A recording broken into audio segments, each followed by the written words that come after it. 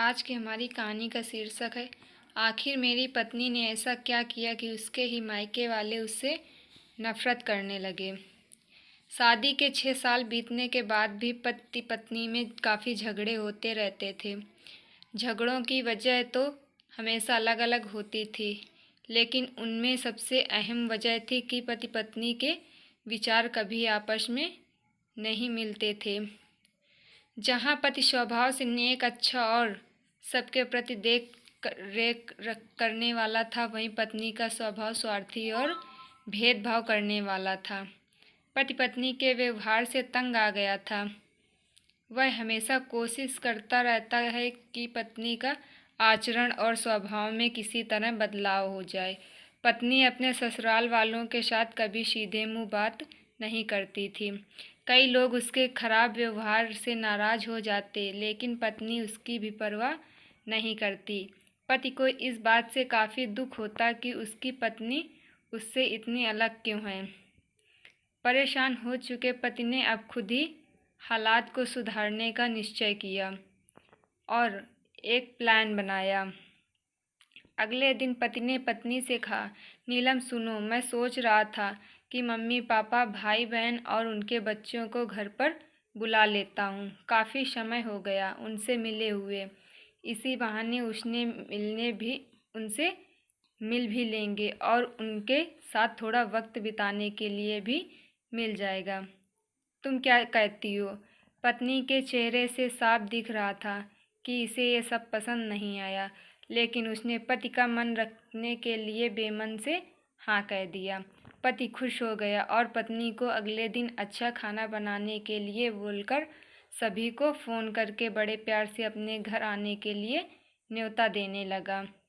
जब पति फ़ोन पर बिजी था तो पत्नी सोच रही थी, ये आदमी भी ना अपने फालतू के कामों से बाज नहीं आएगा। क्या ज़रूरत है सबको घर बुलाने की? सब मेरे घर आएंगे और राजाओं की तरह हुक्म करेंगे और मैं नौकरानी की तरह उनकी सेवा करूंगी। नहीं, मैं ऐसा नहीं होने दूंगी। अच्छा खाना तो दूर, मैं इन्हें खाना भी नसीब नहीं होने दूंगी। देखती हूँ कितनी देर रुकते हैं ये लोग मेरे घर में। दूसरे दिन सुबह पति काफ़ी खुश था। जब सिर्फ 1 ही घंटे बचे थे सभी मेहमानों को आने के लिए, पति ने अपनी पत्नी से पूछा, अच्छा बताओ तो सही, आज सबको खाने में क्या अच्छा खिलाने वाली हो? पत्नी मुंह बनाते हुए बोली, अच्छा खाना क्यों? तुम्हारे माँ बाप, भाई बहन कोई मेहमान थोड़ी ही हैं। उनके लिए कोई अच्छा खाना नहीं बनाया है। मैंने वह भी वही खाएंगे जो हम खाते हैं। आज घर में सिर्फ दाल चावल बनाए, क्योंकि और कुछ बनाने के लिए सामान नहीं था। पत्नी की बात सुनकर पति गुस्सा हो गया और बोला, तुम कभी नहीं सुधरोगी। अगर घर में सामान नहीं था तो मुझे एक बार बता तो सकती थी, मैं बाजार से जाकर ले आता, लेकिन कुछ ढंग का तो खाना बना लेती।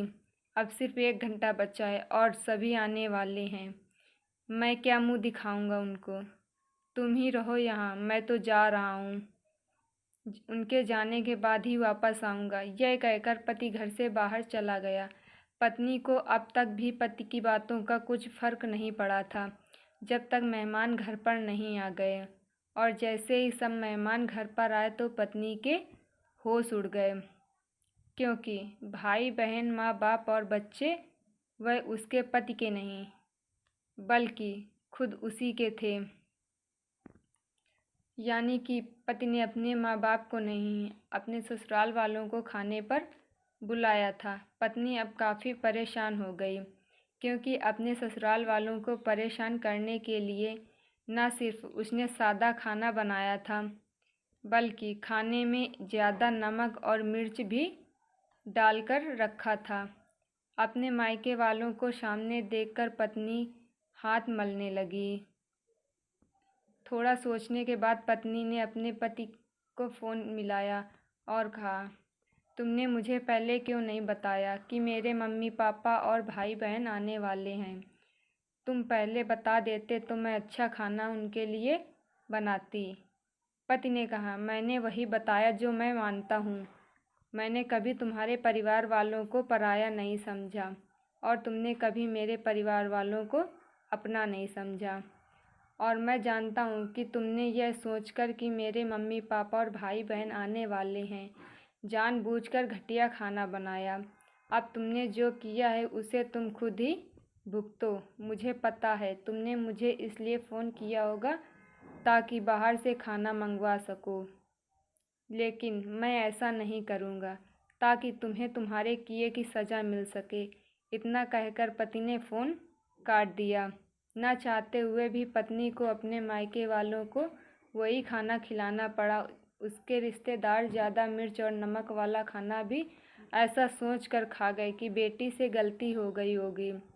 लेकिन बाद में जब दामाद ने सारी बात उन्हें बताई, तब उन्हें बहुत शर्मिंदगी हुई और उसके बुरे बर्ताव के लिए उसे डांटकर उससे नाराज़ होकर चले